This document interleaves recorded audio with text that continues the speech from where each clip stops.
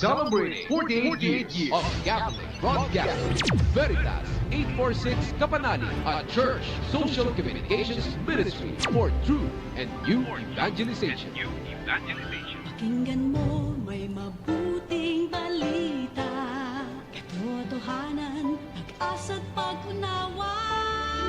At kung puso mo ay naguguluhan, nalilito, kapanalig, ika'y makinig. Makinig, Veritas 846, kapanalig ninyo.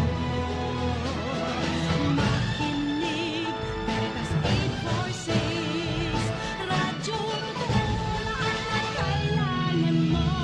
Balitang totoo, tulong na totoo, payong totoo. Makinig, Veritas 846, radyo totoo, radyo totoo.